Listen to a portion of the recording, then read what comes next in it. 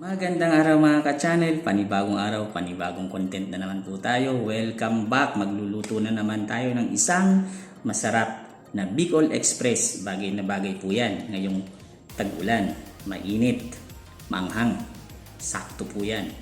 Pero bago po natin umpisahan, nagpapasalamat ako sa lahat ng mga followers ko, sa mga sumusuporta, lalong-lalo na sa mga nagla-like. Siyempre, maraming salamat sa inyo. Sana patuloy lang kayong manood ng aking mga videos. Alam ko kahit paano, may matututunan naman kayo ron. May makukuha kayong mga idea about sa aking mga content.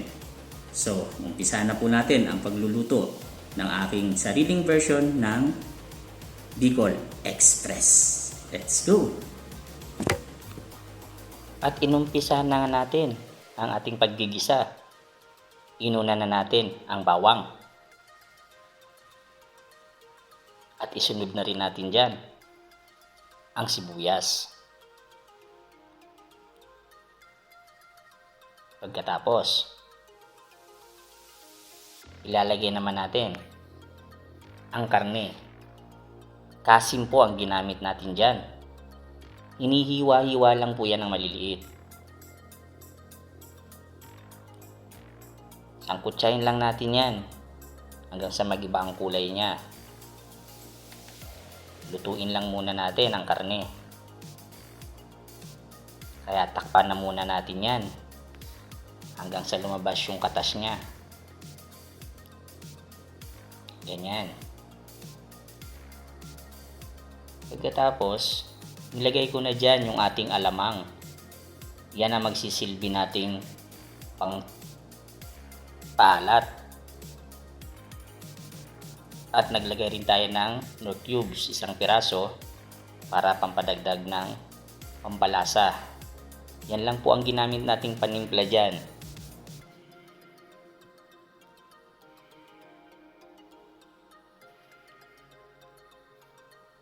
Takpan lang po muna natin yan pagkatapos nating halu-haluin. Hayaan lang natin siyang kumulo. Ayan, gumukulo na. Naglagay nga po pala ako dyan ng tubig kanina. Hindi na po nakita sa video. Pero konti lang yon, kalating baso lang po yon. Tapos naglagay na rin ako ng paminta. Tapos takpan lang muna natin hanggang sa maluto yung karne. Ayan, pwede na natin ilagay ang ating gata. Kokomama na lang po ang ginamit natin dyan. Kasi okay naman ang kokomama. Kaya kokomama, baka naman. Naglagay na rin tayo ng siling pula o yung labuyo. Kasi nga, Bicol Express, kailangan maangang talaga yan. Hayaan muna natin yan na kumulo at ma-reduce yung kanyang pinakasabaw. Inilagay ko na rin dyan yung sili naman nating green o yung ginagamit na siling pangsigang. Maliban sa pampabango at nakakadagdag ng aroma, nagdadagdag din niya ng pangpanghang.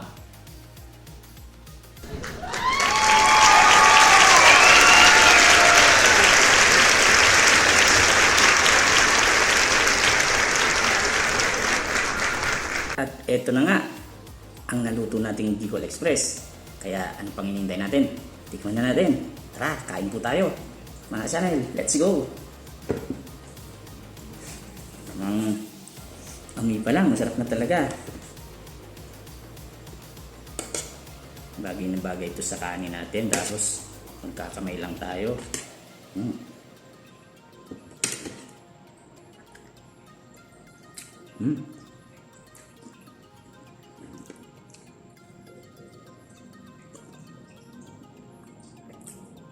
Sumisipa talaga. Anghang. Pero kayang-kaya naman.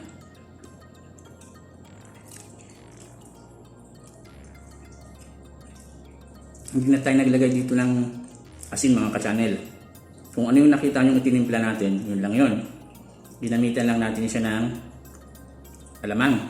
Ano ba tawag doon? Alamang or bagoong. So yung hipo na maliit na nakita nyo, yun yun. Kasi maalat na kasi yun. So hindi na natin siya kailangan lagyan ng asin. Sakto naman yung pagkakatimpla ko. Tapos Lagyan lang natin ng 4 cubes. Yun ang pinakapampalasa natin. Okay na. Ganun lang kasimple.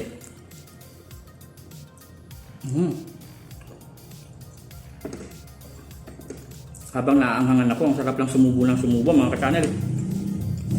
Panalong panalo.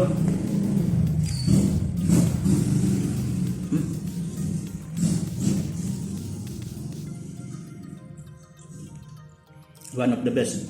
Ang sarap.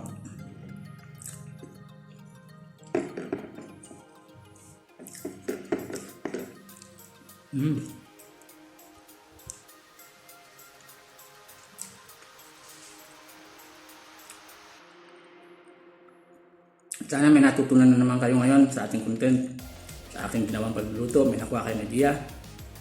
At thank you ulit sa panonood, lalo na ulit sa mga followers natin, sa patuloy na pagsubaybay. Thank you so much, mabuhay kayo. Kaya hanggang sa susunod muli, paalam!